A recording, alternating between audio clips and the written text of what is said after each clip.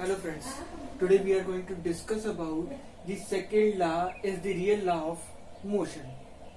What the basic mean of the second law is the real law of motion. That means both the first law of motion and third law of motion are just contained in a second law of the motion. That's why we are saying as a second law is the real law of the motion. So before starting all the things or describing all the things, we will discuss first of all what is the second law.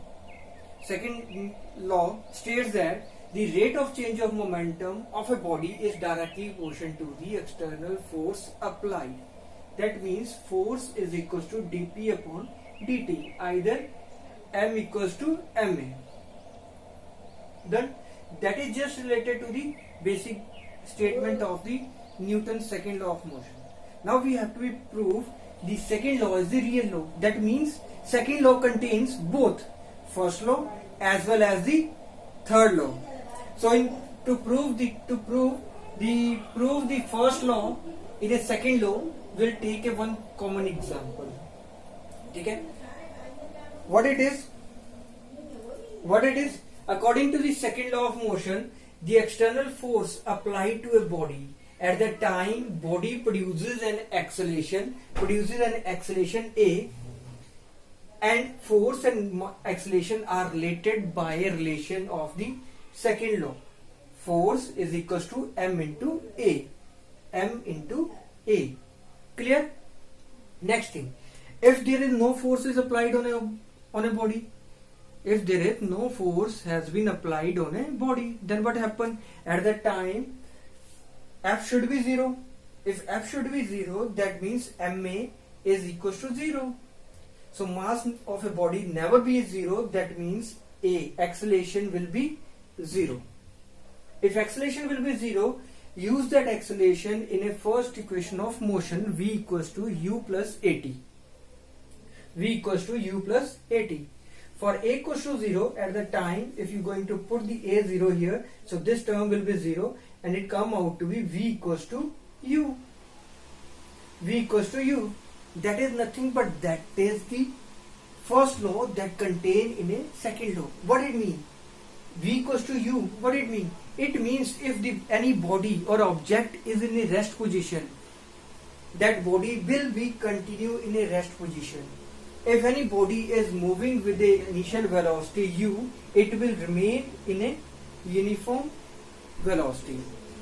So that means Newton's first law states that any body is in a state of a rest or in a uniform motion, that will be in a same state unless until we can't compel it by an external force. So that is the basic proof of first law with the help of a second law. So that means this confirms the second law contains our first law. Clear? Now shift toward the third law. So now we have to prove the Newton's second law contains the third law. For that we consider a two-body system. Consider a two-body system which are mutually interacting with each other, and there is no external force. Assume this body is going to be exert a force on this is FAB, and this body B is going to exert a force on this is BA. Due to that forces, there will be a rate of change of momentum. Rate of change of momentum is defined as dP upon dt and dP2 upon t, which are the rate of momentum of body A and body B due to these forces. Clear?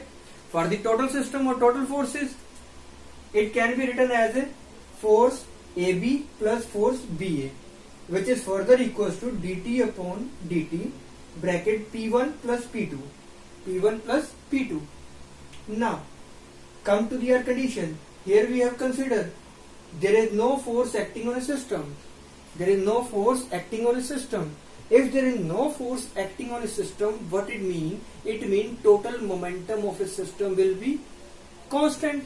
If total momentum of a system is constant, that means d upon dt bracket P1 plus P2 will be 0. So this term will be 0. If this term will be 0, that means FAB is equals to the minus of FBA. That is nothing but that is the third law of motion, that states that every action there is equal and opposite reaction. And this proof the second law contains the third law. So that's why we are saying the second law of motion is a real law of a motion. Thank you very much. Have a nice day. If you like the video, please hit the subscribe button and the like button. If you want to the notes related to these, there will be a link I have provided in a description box. You can click on the description box. You will get the proper systematic notes for the same. Thank you very much. Have a nice day.